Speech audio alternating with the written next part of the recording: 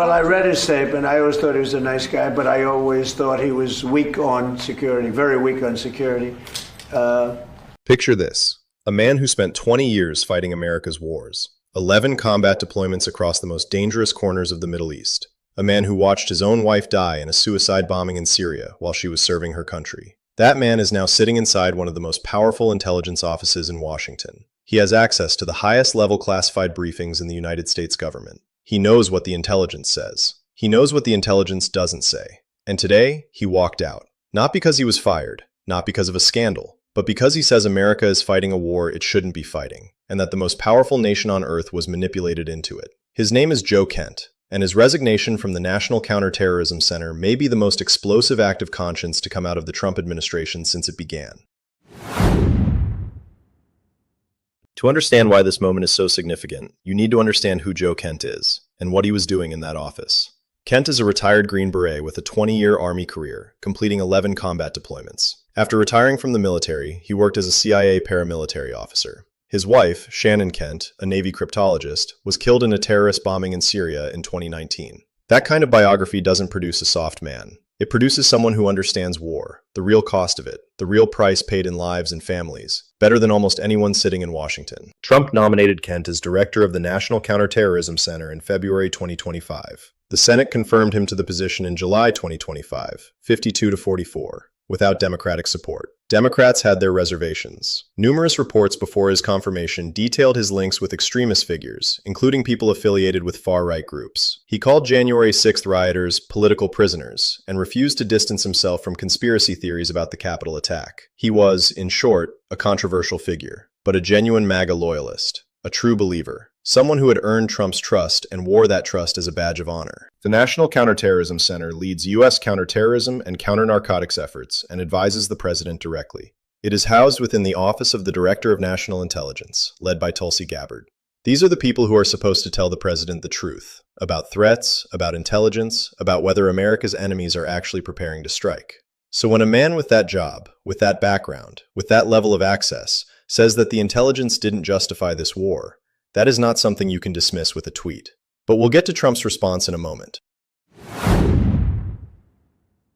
On the morning of March 17, 2026, Joe Kent posted his resignation letter to X. The words were measured, but the impact was like a grenade rolling across the floor of the West Wing. Iran posed no imminent threat to our nation, he wrote, and it is clear that we started this war due to pressure from Israel and its powerful American lobby. He argued in his letter that Israel drew the U.S. into the conflict with Iran, which was suggested, before it was walked back, by Secretary of State Marco Rubio in his early explanation of how the conflict began. Kent went further. He wrote that an echo chamber was used to deceive Trump into believing Iran posed an imminent threat, and that the path to victory was clear. This was a lie, he wrote, and is the same tactic the Israelis used to draw us into the disastrous Iraq war that cost our nation the lives of thousands of our best men and women. He closed his letter with a direct plea to the president.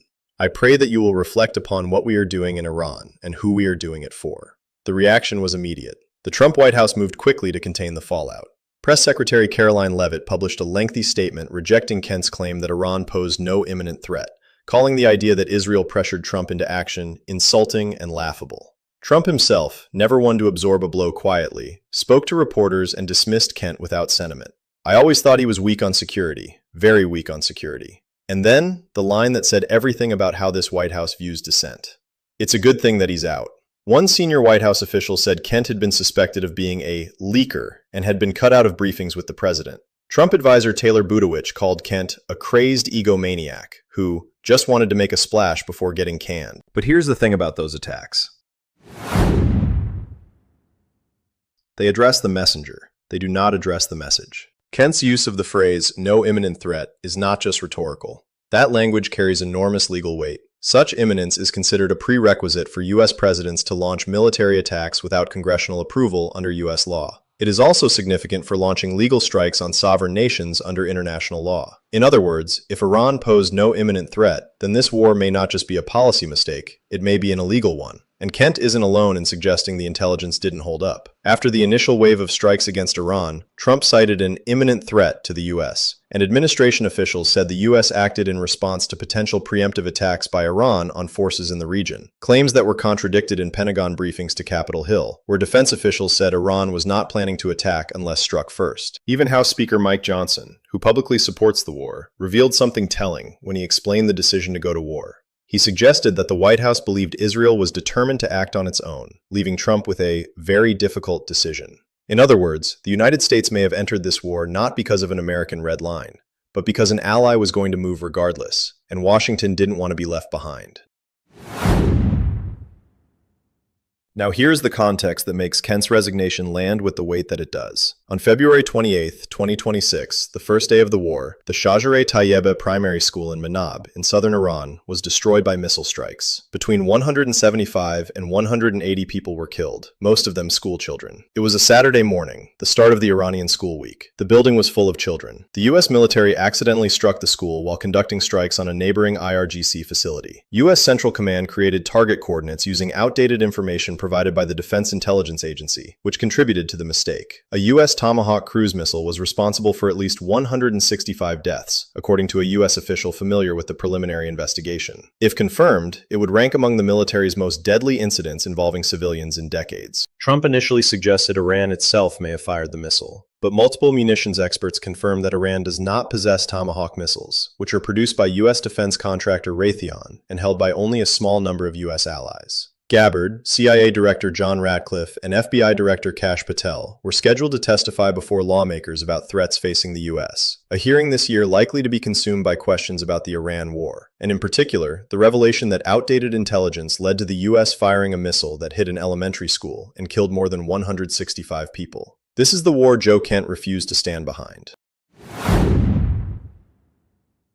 Let's step back and look at the full picture here, because this is bigger than one resignation. Joe Kent was not some career bureaucrat uncomfortable with bold decisions. He was a Special Forces veteran who lived inside intelligence his entire adult life. He was a MAGA loyalist who Trump himself endorsed for Congress. He was confirmed to lead Counterterrorism, the very office responsible for assessing threat levels. When he says there was no imminent threat, he's not guessing. He had the files. Kent's stinging rebuke underscores the discomfort some in the America First camp feel about the war. The Trump world inner circle is now bracing for an expected Tucker Carlson interview with Kent. Carlson has been relentless in his criticism of the conflict. He praised Kent's decision, telling the New York Times, "Joe is the bravest man I know, and he can't be dismissed as a nut. He's leaving a job that gave him access to highest-level relevant intelligence. The neocons will now try to destroy him for that." And yet, here's the paradox. While Carlson, Megyn Kelly, Joe Rogan, and Theo Vaughn have all voiced opposition to the war, polls show that most rank-and-file Republicans back the conflict. An NBC News poll found 77% of Republicans and 90% of self-described MAGA Republicans supported the strikes on Iran. So you have a war where the man who ran the Counterterrorism office says the threat wasn't real. The Speaker of the House quietly admits Israel was going to act anyway. Outdated intelligence led to a missile killing over 165 children at an elementary school. And yet, the political base is holding. Trump's numbers among his core supporters remain strong. The machinery of this war continues to turn. Trump administration officials have offered various and conflicting explanations for the war: to ward off an imminent Iranian threat, to preempt Iranian retaliation, to destroy Iran's missile and military capabilities, to prevent Iran from obtaining a nuclear weapon, to secure Iran's natural resources, and to achieve regime change. The justifications keep shifting. The bombs keep falling. This is what happens when the public narrative and the classified reality start pulling in opposite directions. Someone, eventually, walks out the door and tells the truth. That person is Joe Kent. And whether you agree with his politics, whether you supported his controversial confirmation, whether you think his framing of Israeli influence crosses a line, on the central question of whether Iran posed an imminent threat requiring war, his voice carries extraordinary weight. He had the clearances. He sat in the briefings. He read what the analysts wrote. And he said, "This war is not what they told you it was." The fallout from Kent's resignation is still expanding in real time. Senate Intelligence Committee Vice Chairman Mark Warner, a Democrat who opposed Kent's nomination, said, "On this point, he is right. There was no credible evidence of an imminent threat from Iran that would justify rushing the United States into another war of choice in the Middle East." Tulsi Gabbard, Kent's direct superior, and a woman who 6 years ago warned that war with Iran would make the wars in Iraq and Afghanistan look like a picnic, has been conspicuously silent. Her office did not respond when asked if she supported the strikes, and she has not posted about Iran on social media since the strikes began. There is a storm building inside this administration. The Carlson interview, expected soon, could amplify Kent's charges to millions of viewers. The school strike investigation is still ongoing, with results expected to confirm U.S. responsibility. Congressional oversight hearings are now on the calendar, with intelligence chiefs set to testify in a climate of open skepticism. The war has now spread across at least a dozen countries, closed the Strait of Hormuz, the world's major oil artery, and killed more than 2,300 people in the region. The toll is climbing. The justifications are shifting. And the man who was supposed to be advising the president on terrorism just told the world he couldn't live with what he was being asked to support. Here's the question that will define the coming weeks. Was Joe Kent a disgruntled official who wanted attention before getting fired, as the White House insists? Or was he a man of conscience who had seen enough and chose to pay the price for saying so? The answer to that question matters, not just for the politics of MAGA, not just for the fate of one war, but for the basic question of whether a democracy can hold its leaders accountable when the intelligence that starts a war turns out to be wrong. History is watching, and for once, it's watching in real time. If you found this analysis valuable, make sure you subscribe. This story is far from over. More is coming.